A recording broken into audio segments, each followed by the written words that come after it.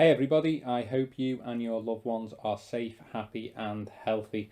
Before you listen to or watch the show, remember to subscribe and follow us on Twitter, Facebook, and LinkedIn to stay up to date with all the latest news and updates from my legal club.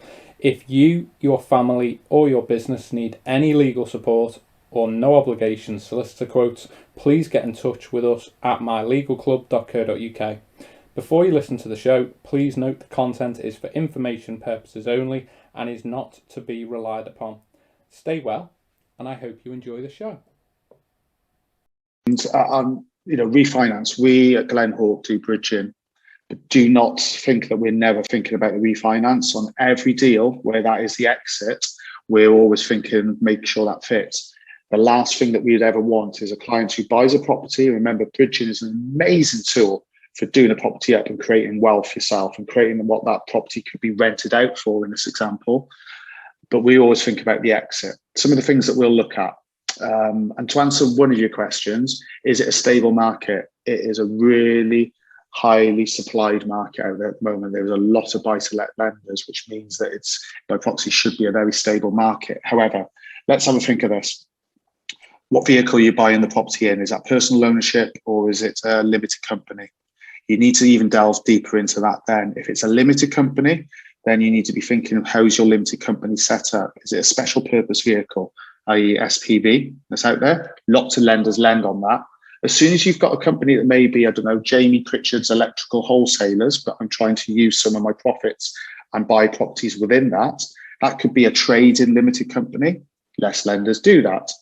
Then suddenly I could have a company which is layered, less lenders do that. So maybe my electrical wholesalers owns the SPV, but they've got shares in both. So understanding the vehicle that you're buying in, that will determine if you've got as much ability to exit it. Doesn't mean you don't, but a good mortgage broker will be able to steer you in these areas, not on the tax advice element, but on the refinance itself. Also, the vehicle you buy in, and one of your questions was someone that wants to build up a portfolio. There's a lot of rules that people need to think about them as well. So I think you mentioned earlier about stress tests, and what people need to do there.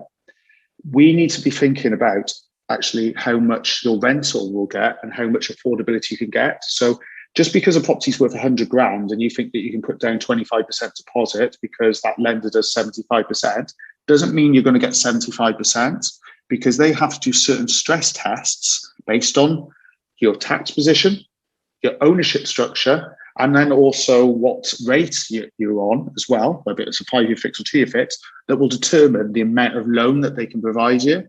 So that needs to be considered for the exit. Give you some examples. If you're owning personal name, it could be that you'd put in 145% stress at potentially 5.5% onto the loan amount itself. All that means could mean less loan. It could be that you're buying it within a limited company, not tax advice again, but that could give you a stress test of 125% at maybe 5.5. Or on a 5-year fix, it could be at the pay rate of the deal. All of these things need to be considered. Then you come into portfolio territory. So there's something the Prudential Regulation Authority, easy for me to say again, which came in with the rules for what I just said, which was the stress test, let's just call them, the ICR calculations, they're called, interest coverage ratios. I hate getting into acronyms, but you would then be looking at what, if you own 4 mortgage properties or more in the background, including the one that you've got, then we have to stress the back book as well. So if you've got someone who wants to put down a load of less deposits on properties, they would be highly geared. Would they actually be able to refinance all those properties, even if the one that you've got is not highly geared, but the ones in the background are not? All of these things need to be considered. And I think all roads lead to get a really good mortgage advisor who understands buy-to-let, but also understands bridging. Bridging is not a dirty word. It's a vehicle to provide the solution that you need.